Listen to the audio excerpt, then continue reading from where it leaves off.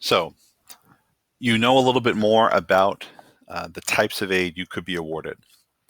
And now you receive your financial aid package from your college. Right? Let's take a look at what one could look like. Okay.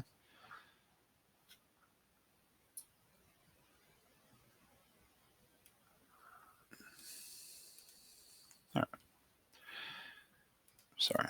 All right. So this is just a sample financial aid letter that I had found. And you are going to get a letter that looks like this. Sometimes it comes with your acceptance package, sometimes it doesn't. Right? And they're going to lay out for you all of the financial related issues with your school. Right? So here are some of the fees that are coming from the school. Tuition, fees, room and board, whatever, $39,225. Other expenses that are not necessarily billable back to the school, but you may have to incur. They're estimating $1,500 in books and $1,000 for transportation and whatever. So they're kind of wrapping together what they believe to be the cost of attendance. All right, and here are the awards that they're giving you, or the aid that they've given. So here's a grant and a scholarship and a grant and a work study and a Perkins loan and a direct subsidized loan and an unsubsidized loan. And they usually do it per semester, so they're showing you both semesters and in total. So you have a $12,000 scholarship, $1,600 grant, $4,000 grant, whatever. All right, and then they kind of show you a little bit about what does it cost, what financial aid would you offer, and what is the cost to your family to attend. So this is what a financial aid letter could look like. There's no standardized format, so you're going to probably, if you applied to 5 colleges, you might get 5 very different looking award letters. All right. So the real question that we have here is, how am I supposed to read this? And if I have a couple of award letters in front of me, how do I compare them? How do I know what is going to wind up being the best financial deal for me and my family? Right. So we want to take a look at a little bit how to read these letters and how to compare the different awards. So we'll come back to this letter here in a second.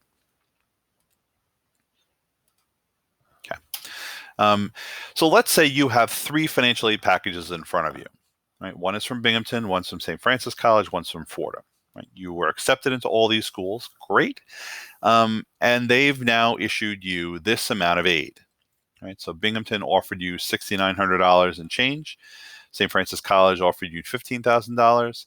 Fordham offered you $27,000 in financial aid. All right. If all I told you here was please pick a college that's going to be best for you, some of you would say, Fordham offered me the most money, so I guess I'm going to Fordham. We have to take a little bit of a closer look before we can actually make this decision. Okay. Figuring out what's going to be the best financial aid package for you and your family is not who offered me the most aid. Not a good way to approach that. What you really want to do is look at what we call the net cost. All right. I'm going to call the net cost is the cost of attendance minus gift aid. Aid you don't have to pay back. So those are going to be grants and scholarships for the most part. Everything else you're responsible for. Right? So let's say the cost of attendance for your college was $9,500 and you were offered $4,400 in gift aid. So maybe a combination of grants and scholarships. So that means there's $5,100 left over that has to be accounted for. Okay. You are responsible for paying this net cost, or I'll call the out-of-pocket cost. This is what it will actually cost you to go to school. So really what we want to look at here is a couple of things. First, what percentage of your cost of attendance is covered by the gift aid? Take the gift aid and divide by the cost of attendance and you'll get the percentage there. I'll do that for you right now. $4,400 divided by 9,500 gives you, about 46% of your cost of attendance was covered with the gift aid you were provided. Okay.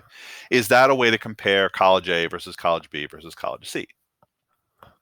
What is the net cost? What is the out-of-pocket expense you're going to have to pay for? How does your net cost compare with your expected family contribution? Right? what is your family's going to have to come up with the $5,100 in order to send you to this school. So where is that coming from? Right? And this is the big one here. When they say out of pocket, where is the money coming from? Have you saved for that?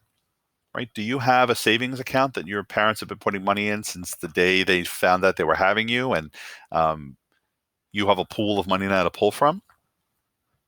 Are you fabulously wealthy and have enough money in the bank to pay for this no problem, in one shot? Are you going to make up that $1,100 in loans? Are you taking out loans? Are your parents taking out loans? Where is the money coming from? So the real number that most of us want to look at is going to be the net cost, not the total amount of gift aid you're given. All right. So what if I gave you more information about those three colleges we just looked at? Binghamton offered you $6,954, the least amount of all of these schools. But the cost of attendance on going to Binghamton was $9,271. So there's an out-of-pocket cost, net cost of $2,300 and change. St. Francis College has a tuition of $25,188. When we do the math, that is a $10,000 and change net cost. Even though Fordham offered you a ton of money, $27,000, their tuition right now is $51,285. So when I subtract that and do the math, you get $24,285 worth of net cost. So the net cost of going to Fordham is almost expensive as paying St. Francis College completely out of pocket. If we do the math here, what percentage of your cost of attendance was covered? Binghamton covered 75% of your cost of attendance. St. Francis covered just shy of 60%, and Fordham covered 52% and change of your cost of attendance. Does this give you a better clue as to which is going to be the better financial deal for you and your family? All right, so it is not about simply how much money they gave you. It is about the net cost. Ultimately, what are you going to have to pay? Let me go back to that other financial aid letter.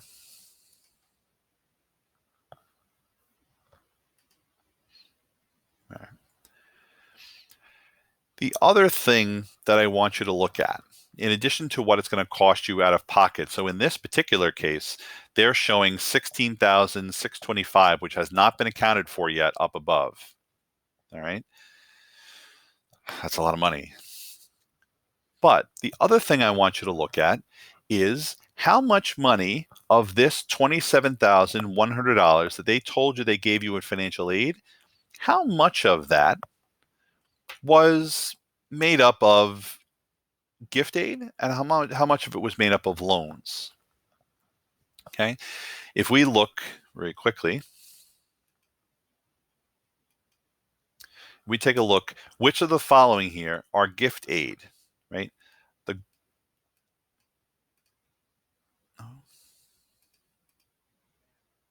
Sorry.